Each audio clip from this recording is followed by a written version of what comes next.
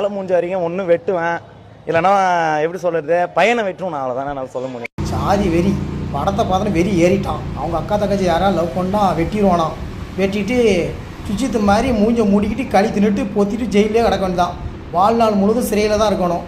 கடைசியில் சுவாத்துக்கு வழி இல்லாமல் குடும்பம் ஒரு ஓட்டுக்கு வந்துடும். ஆனால் நாயை இவ்வளோ பப்ளிக்கில் சொல்கிறோம் வெட்டுவோம் குத்துவானி இன்னும் பிடிச்சி ஜெயிலில் போடாமல் இருக்காங்க. இதேமாரி படங்கள்லாம் ஜாதி வெறிக்கு பிடிச்ச படத்தை பார்த்துட்டு வெறி கொண்டு வெட்டியிருந்தான்.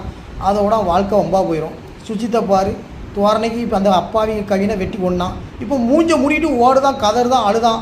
அவன் அப்பனும் அழுதான். இந்த நிலமை தான். வெட்டிடலாம், அதுக்கப்புறம் அணிவிக்கணும். அப்படியே சப்போஸ் வெளியே வந்தான்னா ஒரு நிமிஷம் கூட வெளியில் வந்த முடியாது. ஒவ்வொரு நிமிஷமும் உனக்கு உயிர் பயம் இருக்கும். ஜெயிலில் கிடந்தால் கடித்து நிட்டு 4 செவுத்தை பார்த்துட்டு கிடக்கணும். எதுக்குடா இந்த ஜாதி வெறி? மனுஷனாக பாருங்கடா. ஒழுங்காக வேலை பார்த்து சம்பாதிச்சு வாழ்க்கையை அணிவிங்க. சாதி